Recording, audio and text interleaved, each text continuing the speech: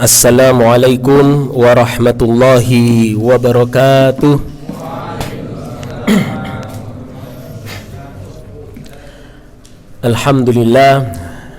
Alhamdulillahi rabbil alamin. Wabihi nasta'in ala umuri dunya waddin. Wassalatu wassalamu ala nabiyil mursalin wa ala alihi wa ashabihi wa man tabi'ahum bi ihsan ila yaumiddin, amma ba'd. Alhamdulillah, ma'asyiral muslimin, sidang jamaah salat isya yang dilanjutkan dengan salat tarawih, yang insyaallah jamaah ini semuanya dimuliakan oleh Allah Subhanahu wa taala.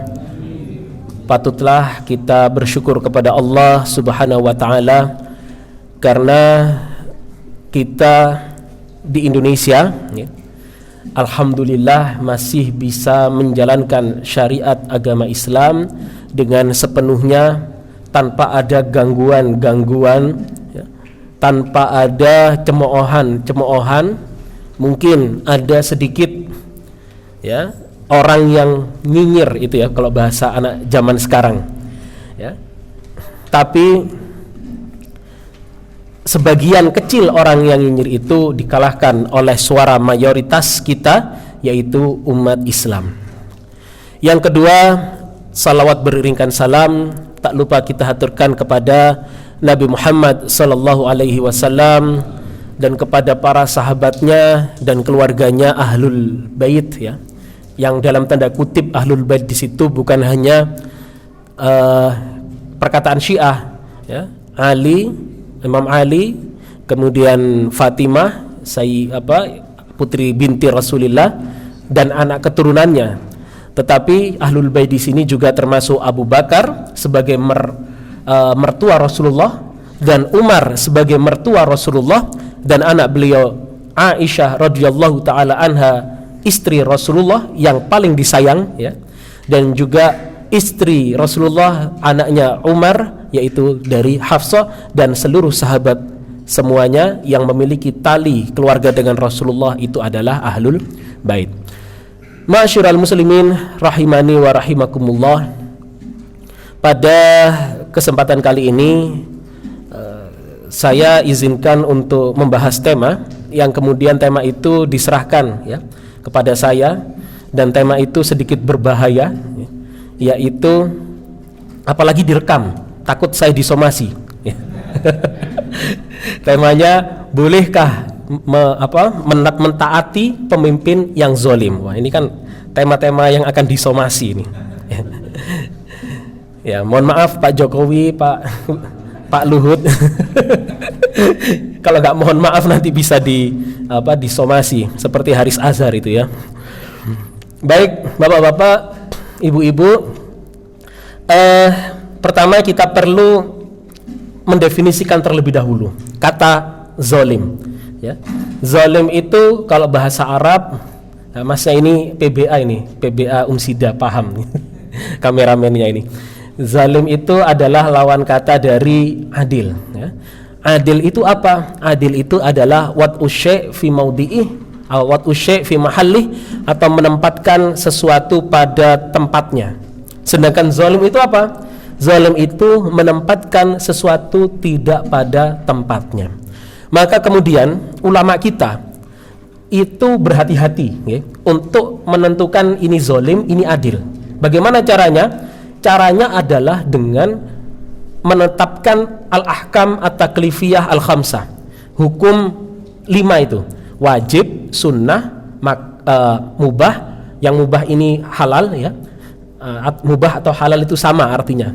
Kemudian makruh, yang terakhir adalah haram, Maka kemudian agar kita nanti tidak menyimpang kemana-mana, jadi yang disebut zalim itu tentunya sesuatu yang haram, atau paling tidak makruh. Makruh itu syubhat, Syubhat itu berarti innal halala bayyinun wal harama bayyinun wa bainahuma mutasyabihat. Yang halal itu jelas, yang haram itu jelas, dan antara keduanya adalah mutasyabihat. Nah, sesuatu yang kita sebut sebagai mubah, yang kita sebut dengan sunnah, yang wajib, itu adalah sesuatu yang adil, sesuatu yang sesuai dengan posisinya bagaimana kita melihat sesuatu itu baik gitu. Sedangkan sesuatu yang haram ya atau paling tidak makruh itu pasti kita memandang itu sebagai buruk ya, kejelekan dan itu buruk. Nah, maka ketika kita sebutkan bagaimana haruskah kita mentaati pemimpin yang zalim ya, maka perlu kita pertegas di sini, maka kezaliman itu ketika pemimpin kita itu menyuruh kita kepada sesuatu yang haram ya. Haram ini ada banyak aspek ya, bukan hanya aspek sholat, minum minuman keras, bukan, tetapi juga termasuk dalam aspek akidah ya. Kita lihat sebuah kisah dulu, sebuah dalam sejarah Islam ketika umat Islam dipimpin oleh dinasti Abbasiyah oleh sinten namanya itu Khalifah Ma'mun, yang mana Khalifah Ma'mun itu berakidah Mu'tazilah ya. Dan kemudian Khalifah Ma'mun itu memaksa seluruh ulama Islam ya, yang berada di naungan kekhalifahan Abbasiyah, karena tentunya semua pada masa itu semua umat Islam pasti berada di bawah naungan Khalifah Abbasiyah, kecuali yang berada di Andalus. Yang di Andalus itu menggunakan berdasarkan daulah dinasti Umayyah yang ada di Andalus. Nah, memaksa seluruh ulama untuk mengatakan Al-Quran itu adalah makhluk. Ini bermasalah dari segi akidah. Tentunya saya tidak perlu mendetailkan ya terkait hal-hal itu. Kemudian Imam Ahmad bin Hanbal ya, Allahu yarham, beliau dipaksa ya. Dan bukan cuma Imam Ahmad, banyak ulama-ulama kita yang dieksekusi kalau dalam bahasa Arabnya itu disebut dengan istilah mihnah. Itu banyak yang dieksekusi mati, dipenjara, termasuk Imam Ahmad bin Hanbal ya, murid dari Imam Asy-Syafi'i, salah satu imam 4 madhab. Beliau dipaksa untuk mengatakan Al-Quran itu makhluk ya. Tentunya yang benar adalah Al-Quran itu adalah kalamullah ya, dan itu adalah keyakinan Ahlus Sunnah wal Jamaah ya, ala madhabi siapa? Imam Abu Hanifah ya, dan juga ala madhabi Imam Ahmad bin Hanbal. Nah, ketika dipaksa demikian, pada akhirnya yang terjadi adalah ya, Imam Ahmad bin Hanbal menolak untuk mengungkapkan hal tersebut, sehingga yang kita sebut kezaliman itu, agar kita tidak jauh-jauh ya, jadi kezaliman itu pada taraf yang demikian. Nah, bagaimana dengan Indonesia? Ini kalau kita konteks Indonesia, apakah Indonesia ini sudah Islam atau belum? Wah, berat ini guys. Ini somasi. Nah, para pemikir modernis Muslim ya, kebetulan saya mendapatkan saya belajar tentang Islam dan ideologi politik di Winsa itu. Saya mengambil mata kuliah pilihan, kebetulan mahasiswanya saya sendiri yang mengampu saat ini, yaitu Prof. Masdar Hilmi, rektornya Winsa ya. Karena itu saya akhirnya membaca buku-buku tentang Islam dan ideologi politik. Saya baca beberapa karya, misalkan Rashid Ridho dalam karyanya Al-Khilafah wal Imamatul Uzma ya, termasuk juga Taqiyuddin An-Nabhani ya, ngertos jenengan Taqiyuddin An-Nabhani. Beliau ini adalah tokoh awal pelopornya dari gerakan Hizbut Tahrir ya. Nah, dua orang ini kalau saya baca bukunya, misalkan sinten namanya Taqiyuddin An-Nabhani dalam kitab Ad-Dustur, mereka menginginkan sebuah sistem kekhilafahan sebagaimana merujuk kepada masa Khulafaur Rasyidin ya. Tapi Rashid Ridho lebih bersifat fleksibel ya, bolehlah pakai demokrasi ya. Termasuk juga Abul A'la Al-Maududi, yang mana beliau menulis kitab Al-Mulk wal Khilafah ya, dan banyak karyanya. As-Siyasah fil Islam juga ada. Beliau juga demikian, beliau menganggap bahwa pemerintahan ini malah lebih unik lagi ya, dan tentunya berseberangan dengan HTI. Mohon maaf kalau ada yang HTI okay? Saya hanya memaparkan data literatur. Abul A'la Al-Maududi terpengaruh dengan Muhammad Iqbal. Beliau mengatakan, ulama Pakistan ya, mengatakan bahwa masa Khulafaur Rasyidin itu adalah masa yang paling demokratis. Ya, sehingga semua orang itu saling seorang khalifah tidak bisa memutuskan sendiri tanpa mendiskusikan dengan ulama, dengan sahabat, dengan orang yang ada di sekitarnya. Ya. Maka di sini kezaliman itu, ya, maka saya perlu sedikit garis bawahi ya, biar tidak kemana-mana karena diskusi masalah ini panjang lebar. Masalah kezaliman itu berkaitan dengan penerapan syariat Islam. Ya. Maka sebuah negara hukumnya itu wajib untuk menerapkan syariat Islam, bukan sistem politiknya. Kalau sistem politiknya bisa berubah, ya, bisa kerajaan, bisa teokrasi, bisa demokrasi, atau bisa bahkan mungkin bisa tirani, tapi tirani yang menegakkan syariat Islam. Ya. Nah, itu yang digarisbawahi oleh Muhammad Imarah dalam karyanya As-Siyasatu fil Islam. Ya. Itu yang digarisbawahi. Yang penting itu menerapkan syariat Islam. Begitu dia tidak menerapkan syariat Islam, maka dia menjadi zalim. Bagaimana dengan Indonesia? Apakah sudah menerapkan syariat Islam? Ini menjadi sebuah pertanyaan besar, ya. Maka kalau dalam konteks keindonesiaan, maka saya kalau boleh bilang Indonesia itu sebagian besar daripada hukum-hukum yang diterapkan itu sudah berkesesuaian dengan syariat Islam. Apa misalkan? Tidak ada pelegalan minuman keras. Wonten dah hukum melegalkan minuman keras. Wonten.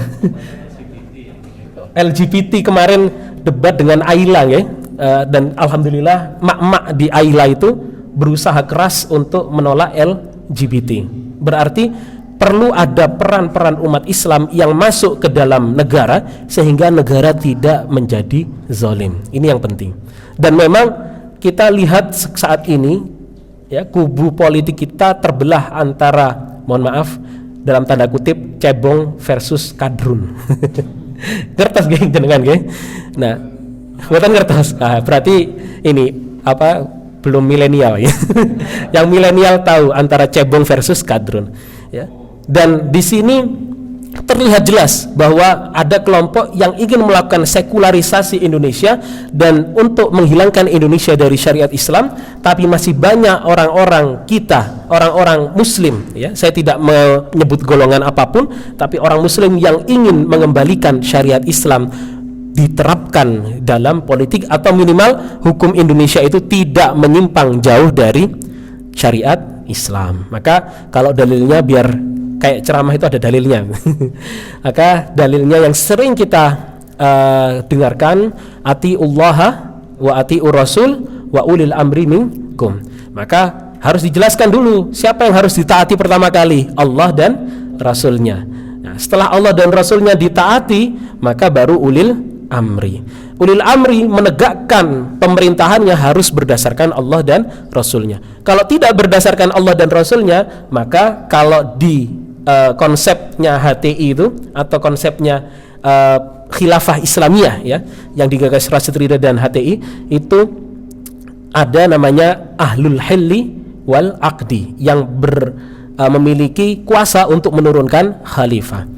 Tapi kalau dalam konsep demokrasi kita punya MPR, dan MPR ini seharusnya berkuasa untuk menurunkan pemimpin-pemimpin yang zalim. Maka di sini tentunya apakah harus diikuti, dan tentunya tidak boleh kita mengikuti, dan sebuah pergerakan politik atau kejadian politik, kejadian sosial itu kita semua harus berusaha minimal mendukung ya, untuk terjadinya islah, untuk terjadinya perbaikan ya.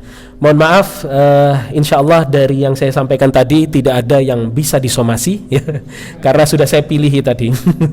Karena kalau disomasi kasihan anak istri saya masih takut juga. Ya, mohon maaf ya, kalau ada salah kata. Ya, mudah-mudahan Indonesia ke depan bisa semakin menjadi lebih Islami, dan anak-anak kita semua akan memimpin bangsa ini dan menjadikan bangsa ini ya adalah bangsa yang baldatun thayyibatun wa rabbun ghafur. Aqulu qouli hadza wastaghfirullahal li wa lakum wa lisairil muslimina min kulli dzambin fastaghfiruhu innahu wal ghafurur rahim. Wassalamu alaikum warahmatullahi wabarakatuh.